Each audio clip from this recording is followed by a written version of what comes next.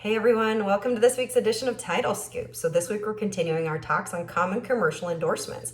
Last week we went over the history of the comp endorsements, and this week we're going to focus on the ALTA 9 series because it's pretty big and there's quite a few different forms. Now I'm not going to go over all of them because some of them are not that commonly requested and some of them are more applicable to residential, but I'm at least going to list them so you know what they are. So the first one in the series is the ALTA 9-06. This is usually requested on residential, and you guys probably see this pretty frequently in your areas. If you get the request on a commercial, give your underwriter a call. It can occasionally be issued on a commercial transaction, but we need to look at it to see if it's applicable. The ALTA 9.1-06 is the next one in the series, and it's CC&Rs on unimproved land for the the owner's policy only. Owner's policy only is the 9.1. And if you guys aren't sure if it's owners or loan, usually that's listed on the actual endorsement. But if you're not sure, you can call your underwriter. We usually have that listed also on our rates. If you get the 9.1 request, you're going to look at a few things. You need to look at the CC&Rs, and you're going to look for quite a few things in those CC&Rs. You're going to look and verify if there were easements created, options to purchase, right of first refusal, right of reentry, reverter, or if there was a forfeiture due to violations. And if you see any of those, you're going to want to add those as exceptions on your policy and your commitments. You're also going to look at those CC&Rs and verify the use and see if there's a violation. And if you do have a violation, give us a call because we may need to handle that in a certain way. You also want to use an ALTA survey or request an ALTA survey when you have a 9.1 on a commercial deal, and you need to list any encroachments that you find on that ALTA survey on your policy and commitment. Also, because there are some mineral coverages within the 9.1, you need to verify there's no outstanding minerals or subsurface substances, or that the subsurface rights have been waived. So what I tell people most of the time, if you're not familiar with mineral and you see something with the minerals on your property, give your underwriter a call so we can review it with you and make sure that you can actually issue the endorsement.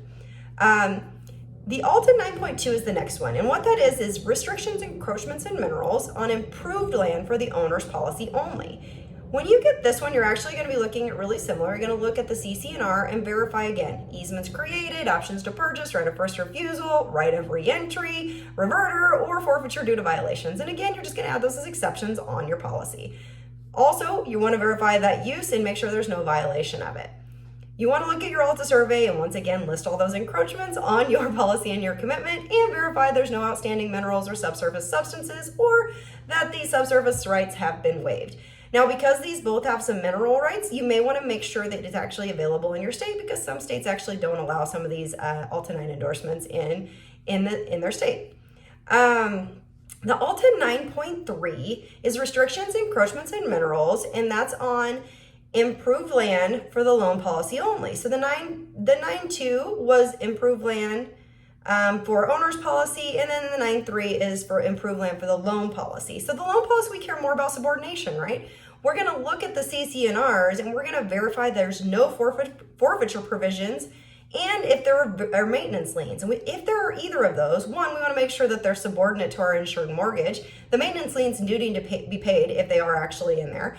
But if in fact you see those and they're not subordinate, you're going to have to delete 3A in the endorsement.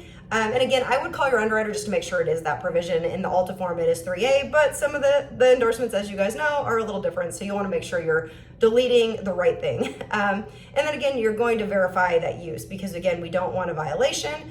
And if there is a violation, you're going to add that as an exception. Now, again, you're going to review your survey and you're going to want to make sure that you put any encroachments as exceptions.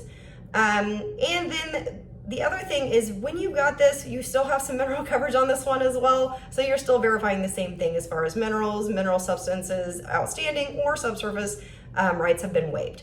Now the 9.6 is a little different. That's private rights and that's on the loan policy only. Now on this one, we're going to look at a few things. We're going to look at the maintenance liens. We're going to verify options to purchase, any right of first refusal, and a right of prior approval of a future purchaser or occupant in the covenant. So we're looking at the covenants on this. If any of these things are not subordinate to the insured mortgage, don't issue the endorsement. And again, might be different in your state, but I'm pretty sure private rights across the board, if you've got any of these things, you can't issue it because this is a loan policy and we need to make sure that none of those rights are going to take precedence over our insured mortgage.